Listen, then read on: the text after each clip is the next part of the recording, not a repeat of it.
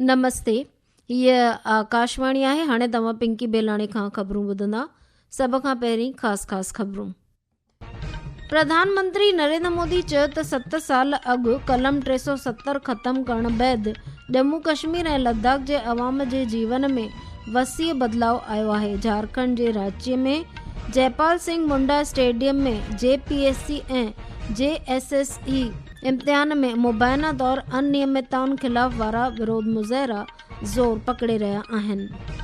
Supreme court चयो आहे त नौजवान मुज़ाहिरीननि सां सरकारी अमलदारनि खे काबूअ सां पेश अचणु घुर्जे।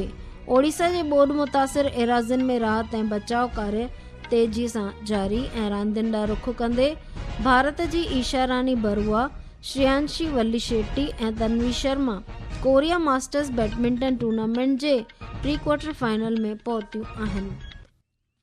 हाणे ख़बरूं तफ़सीलवार ॿुधंदा। प्रधानमंत्री नरेंद्र मोदी चयो त 7 साल अॻु 370 कलम हटाइण बैदि जम्मू कश्मीर ऐं लद्दाख जे माण्हुनि जे जीवन में वसीअ बदिलाव आयो आहे। सोशल मीडिया पोस्ट में चयो त ॿिन्ही मरकज़ी ज़ेरसैर प्रदेशनि में बुनियादी ढांचे जो वाधाउ थियो आहे ऐं तइलीम, सिहत, शेवा, कारोबार ऐं रांदिरूं जहिड़नि खितनि मां वधिया आहिनि ऐं चयो त जोड़जक मुकमल नमूने लागू थियण सां औरतुनि, वांझियल बिरादरीअ समेत उन्हनि माण्हुनि खे हक़ मिलिया आहिनि जेके ॾहाकनि ताईं पंहिंजे जोड़जकी हक़नि खां महरूम रहिया। प्रधानमंत्री चयो त अॼोको ॾींहुं इन करे ख़ासि आहे जो मुल्क हिन साल डॉक्टर श्यामा प्रसाद मुखर्जी जी 105वीं जयंती मल्हाए रहियो आहे ऐं चयो त राष्ट्रीय एकता ॾांहुं इहा मुखर्जीअ जे समूरे जीवन जी सुपुर्दता ईंदड़ टहियुनि खे मुतासिर कंदी रहंदी। जम्मू कश्मीर भारतीय जनता पार्टी अध्यक्ष ऐं राज्यसभा सांसद सतपाल शर्मा कलम 370 खे ख़त्म करण वारे क़दम खे जम्मू कश्मीर वास्ते मुकमल एकता ऐं विकास ॾांहुं वठी वेंदड़ तवारीख़ी क़दम तौरु सॾायो। श्री शर्मा चयो त आज ही के दिन 2019 में 370 को निरस्त किया गया और हम सब जानते हैं कि जिस ऊंचाइयों की तरफ आज जम्मू कश्मीर अग्रसर है वो अपने आप में दर्शाता है कि 370 हमारे ऊपर एक कलंक था, वो हट गया है। हमारी मातृशक्ति जिसकी शादी हमारे प्रदेश के बाहर होती थी, उनका हक जो था वो छिन जाता था, उनके प्रॉपर्टी राइट्स जो थे वो चले जाते थे। वाल्मीकि समाज के लोग, गोरखा समाज के लोग 370 हटने के बाद उनको उनका हक मिला है। राज्यसभा सुप्रीम कोर्ट जजनि जो अदद दुरुस्ती बिल 2026 खे बहाल कयो आहे। राज्यसभा चर्चा बैदि बिल खे लोकसभा ॾांहुं वापसि मोकिले छॾियो। लोकसभा सूमर ॾहाड़े ई हिन बिल खे बहाल करे छॾियो हो। इहो बिल 1956 वारे बिल में दुरुस्ती आणे थो, जंहिं जे तहत भारत जे मुख्य जज खां सवाइ सुप्रीम कोर्ट में जजनि जे मौजूदा अदद खे 33 खां वधाए करे 37 कयो वेंदो। झारखंड में रांचीअ जे जयपाल सिंह मुंडा स्टेडियम में JPSC ऐं JSSC इम्तिहाननि में मुबैना तौर अनियमितताउनि खिलाफ़ वारा विरोध मुज़ाहिरा ज़ोर पकड़े रहिया आहिनि। मुज़ाहिरनि शागिर्दनि ईंदड़ चौमासे वारे इजलास दौरान पंहिंजनि घुरुनि खे मञाइण लाइ झारखंड विधानसभा खे घेरण वारी योजना जी पधिराई कई आहे। असांजे खातूअ ॿुधायो त शागिर्दनि शकमंद इम्तिहाननि खे रद्द करण जी पिणु घुर कई आहे। पेश आहे हिकु अहवाल। राजधानी रांची के जयपाल सिंह मुंडा स्टेडियम में आंदोलन कर रहे छात्रों ने कल से शुरू हो रहे मानसून सत्र के दौरान विधानसभा घेराव का ऐलान किया है। छात्रों का कहना है कि उन्हें किसी का इस्तीफा नहीं बल्कि संदिग्ध परीक्षाओं को रद्द कर राज्य के बाहर से हाई कोर्ट के रिटायर्ड जजों से न्यायिक जांच चाहिए। छात्रों ने CID जांच को नाकाफी बताया है। छात्रों के विधानसभा घेराव के ऐलान के बाद CID की कार्रवाई और तेज हो गई है। CID ने इस मामले में 3 और लोगों को गिरफ्तार कर जेल भेज दिया है। आकाशवाणी समाचार के लिए रांची से मैं महविश रहमान। आबहवा महकमे असम मेघालय में अॼु तेज़ बरसात जो रेड अलर्ट जारी कयो आहे। अरुणाचल प्रदेश, बिहार, कोंकण, गोवा, विच महाराष्ट्र, ओडिशा, ओलह बंगाल जे हेठाईअ ते आयल एराज़िन, सिक्किम, उत्तर प्रदेश, उत्तराखंड में तेज़ बरसात जा चेताव जारी कया विया आहिनि। ॿिए तरफ़ दिल्ली, हरियाणा, चंडीगढ़, पंजाब, हिमाचल प्रदेश, जम्मू कश्मीर, लद्दाख में ईंदड़ 2 ॾींहंनि ताईं तेज़ बरसात जा इम्कान ज़ाहिर कया विया आहिनि। ही ख़बरूं तव्हां आकाशवाणीअ तां ॿुधी रहिया आहियो। ही ख़बरूं तव्हीं असांजे YouTube channel air news Gujarat ते पिणु ॿुधी सघो था। वधीक ख़बरुनि जी तफ़सील वास्ते तव्हां असांजी वेबसाइट newsonair.gov.in खे फॉलो करे सघो था। सुप्रीम कोर्ट चयो आहे त नौजवान शागिर्द मुज़ाहिरीननि वाबस्त रायो ॾियण वक़्तु अमलदारनि खे क़ाबू रखणु घुर्जे। सुप्रीम कोर्ट चयो त हिंसा खे रोकण जे लाइ कंहिं बि क़िस्म जे हिंसक जवाब सां हालातूं वधीक बिगड़जी सघनि थियूं। मुख्य जज सूर्यकांत जी सदारत वारी बेंच कॉकरोच जनता पार्टीअ जे ख़िलाफ़ कार्रवाईअ जी घुर वारी दरख़्वास्त ते ॿुधणी कंदे इहा टिप्पणी कई। ओडिशा जे ॿोॾ मुतासिर इराज़नि में राहत ऐं बचाव कार्य तेज़ीअ सां जारी आहिनि। असांजे खातो अहवाल ॾिना आहिनि त हिन साल चौमासे में आम रवाजी खां वधीक बरसाति वसी आहे। पेश आहे हिकु अहवाल।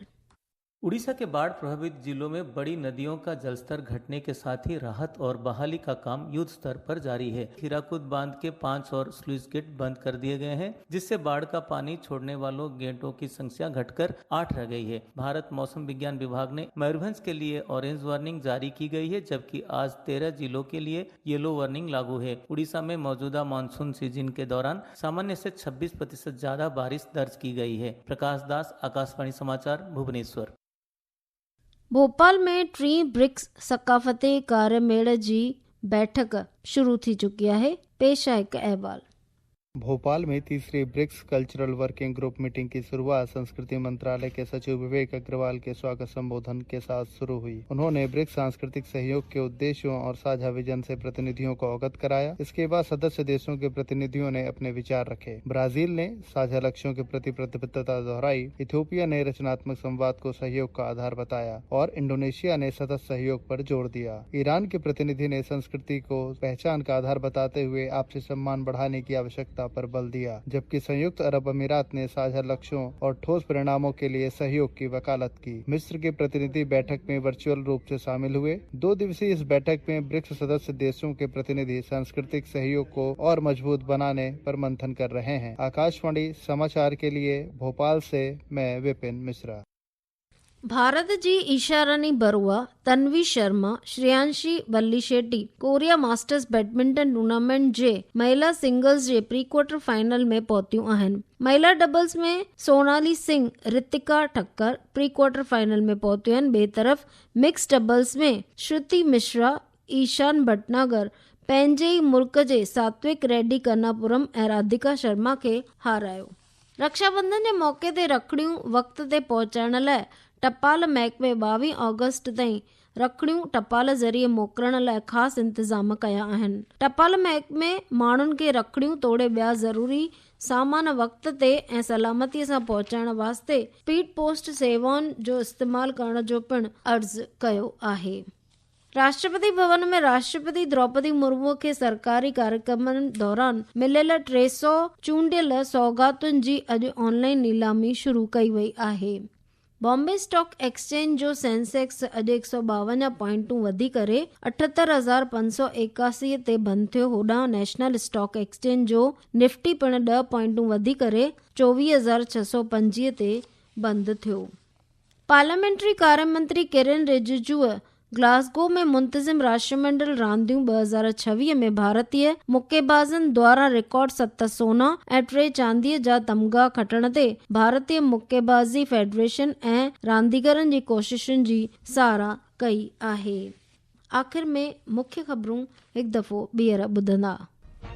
प्रधानमंत्री नरेंद्र मोदी चयो त 7 साल अॻु कलम 370 ख़तमु करण बैदि जम्मू कश्मीर ऐं लद्दाख जे अवाम जे जीवन में वसीअ बदलाव आयो आहे। झारखंड जे रांची में जयपाल सिंह मुंडा स्टेडियम में JPSC ऐं JSSE इम्तिहान में मुबैना तौर अनियमितताउनि ख़िलाफ़ वारा विरोध मुज़ाहिरा ज़ोर पकड़े रहिया आहिनि। सुप्रीम कोर्ट चयो आहे त नौजवान मुज़ाहिरीननि सां सरकारी अमलदारनि खे काबूअ सां पेश अचणु घुर्जे। ओडिशा जे ॿोॾ मुतासिर इराज़नि में राहत ऐं बचाव कार्य तेज़ी सां जारी ऐं रांदियुनि ॾांहुं रुख कंदे भारत जी ईशा रानी बरुआ, श्रेयांशी वल्ली शेट्टी ऐं Tanvi Sharma Korea masters badminton tournament जे प्री क्वार्टर फाइनल में पहुतियूं आहिनि। इते ख़बरूं पूरियूं थियूं। नमस्ते।